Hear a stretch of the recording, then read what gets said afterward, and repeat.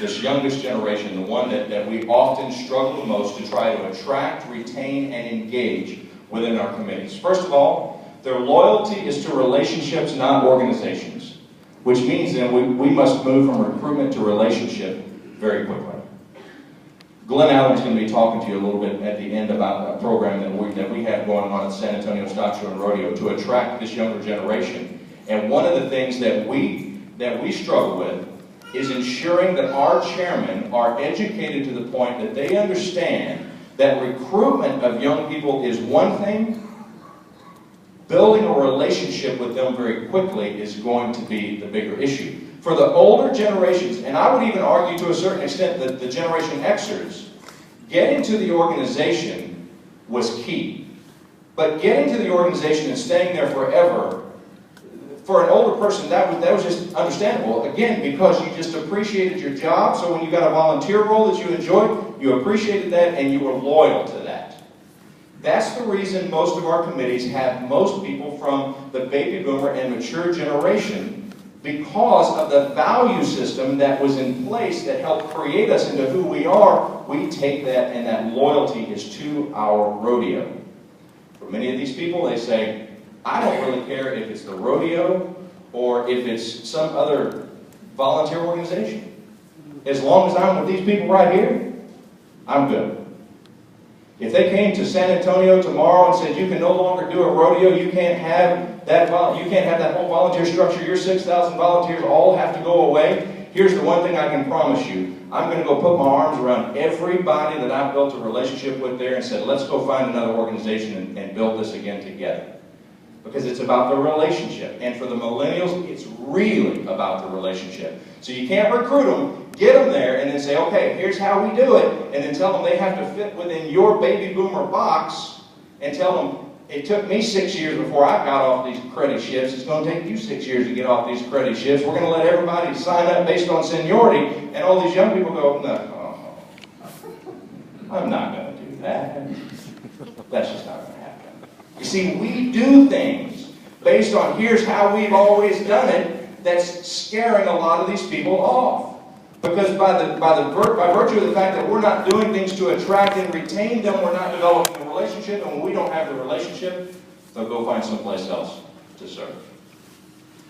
Next, you have to just keep in mind that the millennials spend an average of 2 years in each job compared to 5 years for Xers and 7 years for boomers. The only reason I share that statistic with you again is that what we do and experience in our business world to a certain degree carries over into our volunteer role. So we have a younger generation that on average has less loyalty to their organizations, to where they get their paycheck. Boomers would stay in a job for 7 years. Xers didn't have quite the level of loyalty. They stayed 5. These folks are spending 2 years in a job and moving on. So if they come into your rodeo and you don't build that relationship with them quickly, they're just by nature going to go someplace else. Now let me just touch on that loyalty very quickly, because I hear people all the time who will say, I don't understand why these young people just can't be as loyal as my family. I remember my grandfather worked at GE. He stayed there for 47 years. As long as you stayed there, kept your nose clean, you could stay until the end. Show me an organization today that provides that level of loyalty to their employees. It just doesn't exist anymore. So because there is no loyalty from employers, you have 2 generations now that are saying, okay, I get that, but if you're not going to be loyal to me, then I have to watch out for myself. See, my grandfather never worried about a job. He just stayed here and kept his nose clean. It's you that changed, not me. So if that's going to change, I'm okay with that, but just understand I'm going to watch out for me. So in the business world, where there's no longer a reciprocity of the loyalty, they then have gotten into a pattern of, well, then I'm going to go do what I need to do to take care of me, which means I'm going to have to change jobs more often and get more skills to put in my bucket to take on to the next job. They bring that same mentality over into their volunteer role as well. They depend on and want technology for access. For many of you in this room, certainly the matures, the baby boomers, and many of the Xers, technology has kind of developed around you. And you now use that as kind of a tool to help you in certain aspects of your life. For many of the millennials, they were born into the technology. So they just expect it. It's what they do. So you go walking into a room and they have a committee meeting, you pull out a roster and pass it around and say, okay, everybody check, make sure all your information is right on here. If there are any changes, write it on here, and we'll make the change for you. For many of them, they're like, really? We're still writing this stuff on paper? Isn't there like a place I can go online? Do I need to do this here? Can I go online and do this? We're not always going to be up to the level of technology expectancy of the younger generation. Man, we got to be moving in that direction. And if everything we're doing in our organization is pushing technology as far away as possible, we're pushing our young volunteers as far away as possible. Not because they don't believe in rodeo, not because they don't believe in the cause, but because they look around and go, really? It's 2014, and we're still doing everything manually. And for many of them, if they don't see any progress, or at least an effort to put, and people are like, I don't really even know how we use this younger generation. There's a way right there. Pull them in and say, you help us develop for the future the methods that we need to have in place to move us forward with technology. Because quite frankly, we're all a bunch of mature or baby boomer or Generation Xers who don't fully understand it, but you do. So come in here and help us build that for the future. Next, they'll depend on social media for information about your organization, not what you say about yourself. You can say all day long about how great it is to be a volunteer. Oh, this is a great place, boy, we take care of our volunteers. They're then going to go to social media and ask all their friends, what do you think? The advertising world is experiencing this to a very large degree. In fact, in San Antonio, I mean, we run ads. We've got a great marketing campaign. We're reaching out, we're selling tickets, and do a phenomenal job at that. But what we're fully aware of is that the easiest way to sell those tickets, this is the ticket promotion part of it, the easiest, you get double bang for your buck right here. One of the easiest ways to do it is to ensure that we have the right buzz going on in social media, because those friends will convince their friends that they need to go buy tickets to be a part of the experience. So we can say we're great, but they're going to go to their friends through social media and find out. And they're going to do the same based on whether or not they're going to volunteer for your organization. And next, technology has made them impatient. Based on that, we have to find ways to mentor your keepers for future leadership roles. You get a young person who's ready to go, who's tapping his or her toe saying, come on, give me an opportunity. And we have people who are from the baby boomer generation or earlier who sit and say, no, you don't understand. To get to my level, it took me 12 years. It's going to take you at least 12, as long as I'm here. It's not that this generation says, look, I'm not willing to pay my dues. It's a whole generation that's never had to wait very long for anything because of technology. We used to sit around and wait for things for a long time. This generation, he gets stuff fast.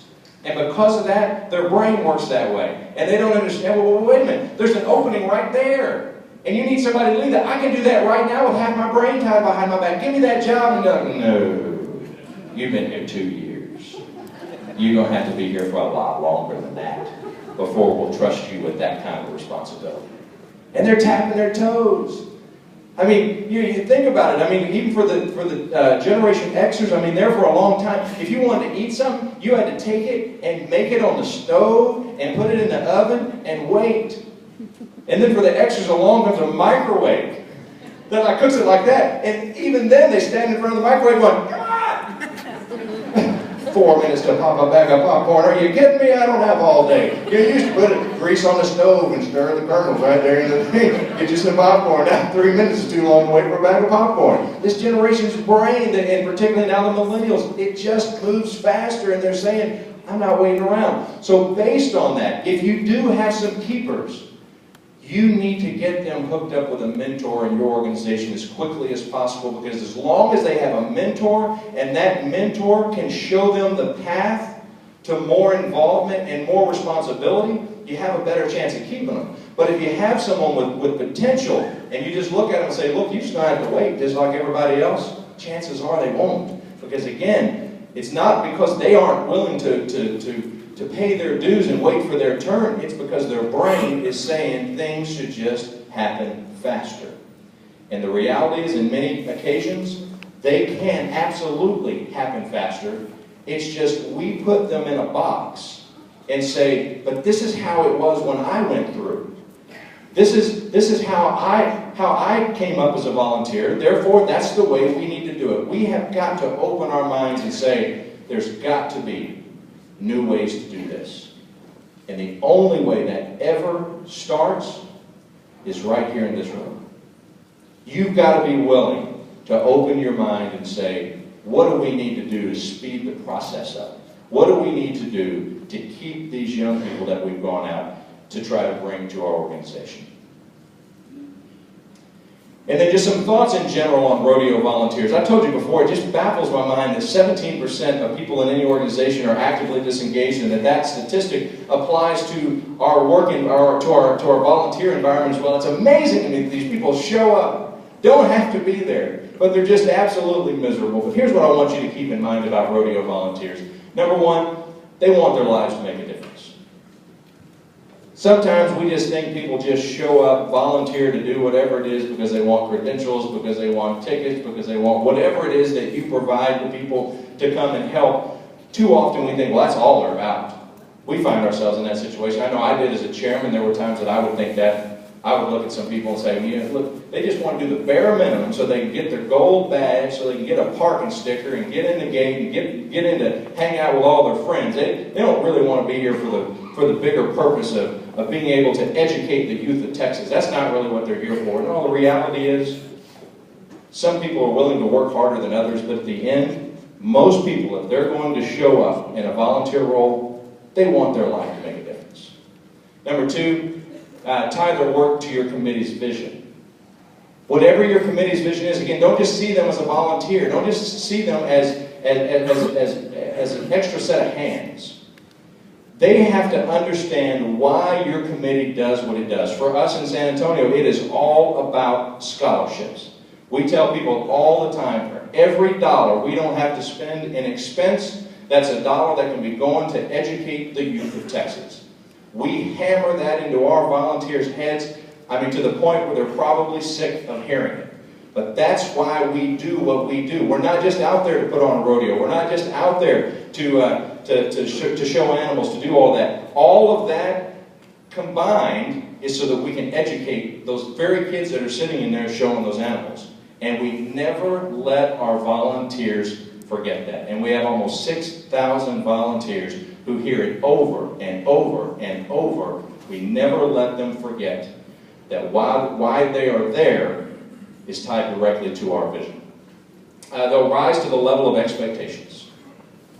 Like everybody sitting in this room, if you don't put high expectations on your volunteers, they're never going to do much.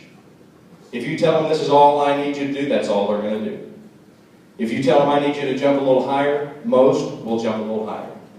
And that's the way you're going to be able to call out those who don't really want to be there. But if you have some that are stars, raise the bar high enough and see how many of them get over the bar. At that point, you will have identified who your future leaders are. Be what you want others to follow. It goes back to what I said before. Where do you fall on that screen? If you are an oh no, or as a leader you just drag yourself in as an okay, and that's what they see, how in the world can we expect anything other than that from our volunteers? Whatever it is that you ultimately want to see from those people, you have to be doing that and living that and setting the example every day. You need to use their gifts. Every single one of the people who show up to volunteer for your committee, they've got certain time, talent, and treasure gifts. You need to use those based on what they bring to the table. You see, there were times when I was on the livestock committee before I went to Cowboy Church, when I would be standing out in a parking lot directing traffic at 5 o'clock in the morning in the freezing rain, thinking to myself, there's got to be some other way that my talent can be. I'm using my time, and I'm not above standing in a parking lot at 5 o'clock in the morning directing traffic, but that's me giving my time. Well, I have time, talent, and treasure to offer. And I remember standing there thinking, I need to get in front of the right person to let them know that I have other talents to offer, because at that point, the right people who needed to know that didn't know. I mean, we're a big organization. They didn't know I was standing out directing traffic, giving my time, which again I did for years and had no problem with that. I just knew I was missing something. I had talent that I wanted to offer, but I needed to get that in front of the right people. You have volunteers who have talents, who have skill sets that you haven't even tapped yet, who you're using for time. We need 6 volunteers to go over there and do that project. And you send them over to do that project. You have, as the leader, have to ask yourself, are there talents in there? Is there some passion in there that we're not tapping that we could then take and move over here and be able to take something to a new level? Every single volunteer you have those 3 gifts to offer.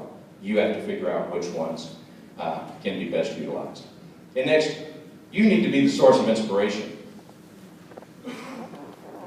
Too often we expect that volunteers are going to show up and just be motivated. They just need to show up and do it. I mean, after all, they showed up here. They don't have to be here. They're just volunteers. They just need to motivate themselves. And I think to a certain degree there's probably some truth to that.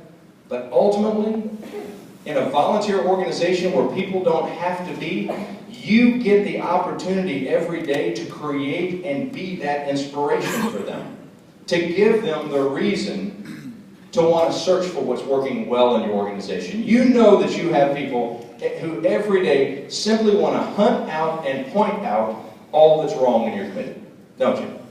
You've got it. It's all they want to do is talk about what doesn't work. We've got ours. We've got a handful of them. Out of 6,000 people, we've probably got more than a handful. And some of those are usually the most vocal who want to try to tear things down. We want to try to keep people as focused on what's working well as we can. And I understand that's not always easy, and I'll give you an example. I used to have a lady that worked for me who was extremely negative. I mean, this woman was foul.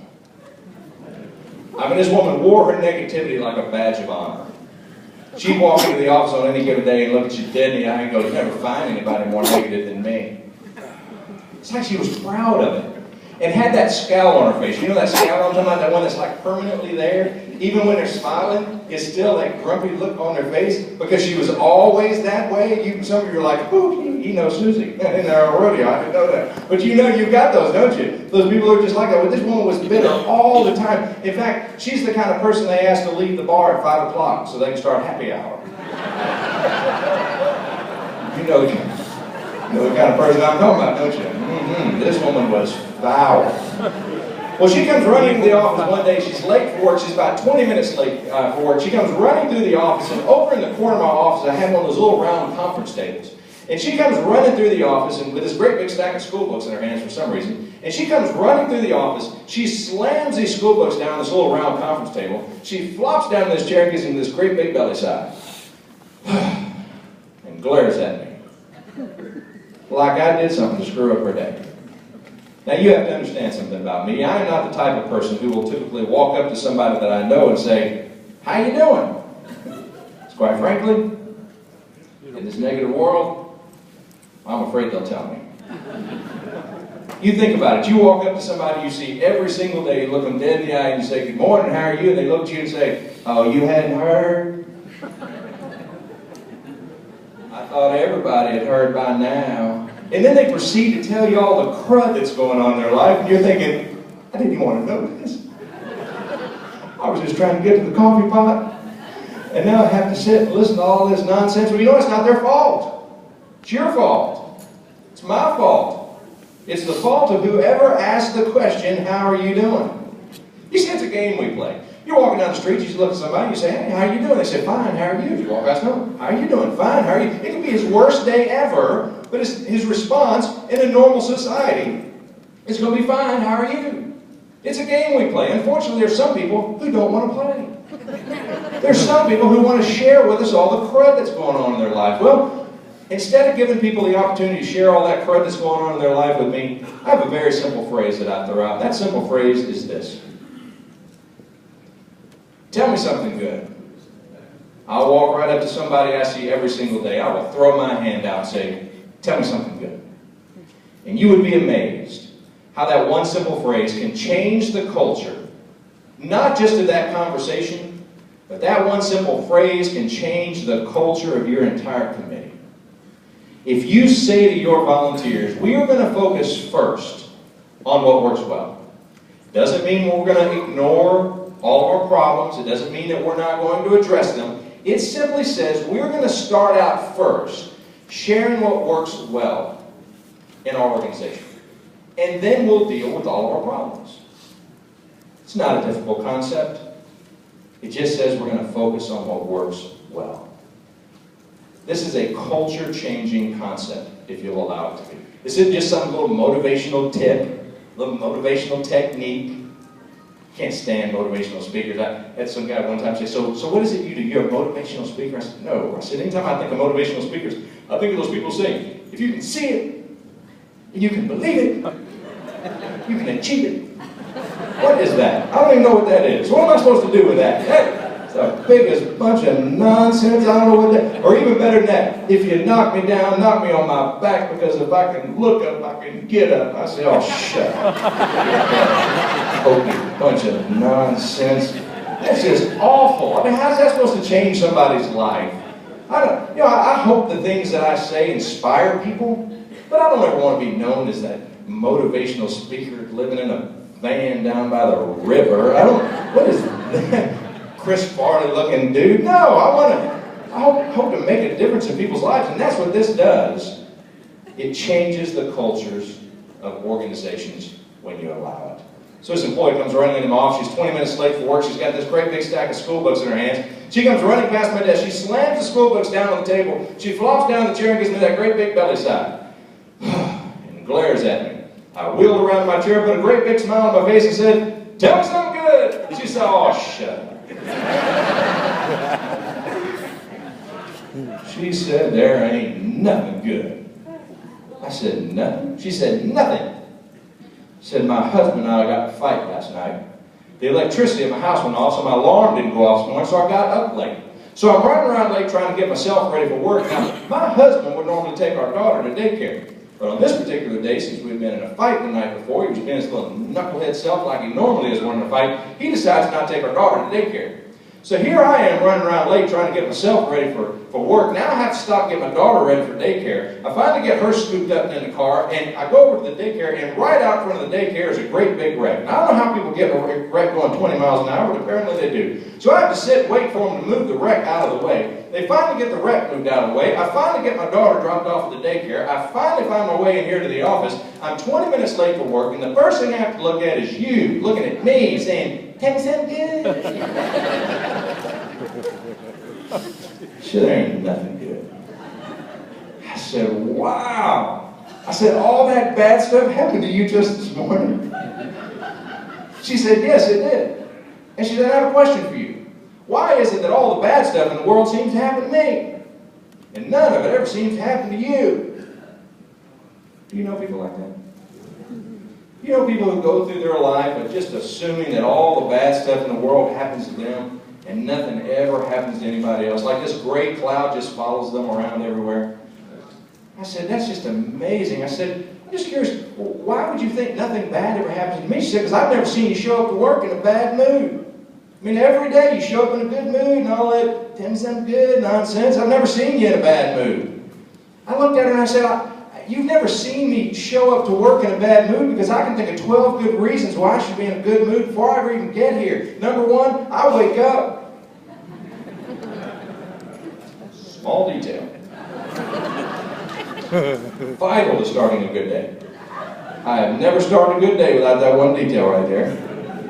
But how many people do you know just waking up is the first challenge of their day? They wake up and go, oh, I gotta get up. I gotta go to work. I gotta go be with those people. Whatever their problem is, they just have to wake up. I said, I wake up. I said, I hear my alarm go off, so I know I still have the gift of hearing. Yeah, I look around the room with 2 good eyes, so I know I still have the gift of sight. I get out of a warm bed. I get up on 2 good legs. I walk into a warm shower. I get out. I put on clean clothes. I go into a kitchen, eat a good breakfast. I leave a house with a roof over the top. I get into a truck that I own, and I drive safely to a job that pays me. to do what I love to do for a living. I looked at this employee and I said, now how can I show up here in a bad mood?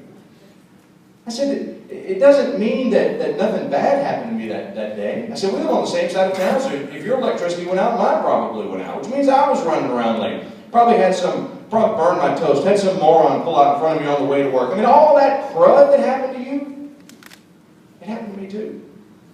The only difference is I stayed focused on what matters. I kept an eye on the good stuff. You have the ability every day within your committee, with your volunteers, regardless of which generation, to keep them focused on what matters. Because let's be real honest about it. The majority of people that are dragging down our organizations, they're doing so because they're so focused on the negativity. They're so focused on what doesn't work in their own life that they drag that to your organization. And then they say, well, since I've pointed out everything that's wrong in my own life, now let me come here and point out everything that's wrong in yours. And point out to you all the things we're doing wrong around here. And they bring that bitterness. You have the chance to fix that. Or to at least have an impact in keeping people focused and being the source of that inspiration. I want to talk about a few other leading generations points. Well,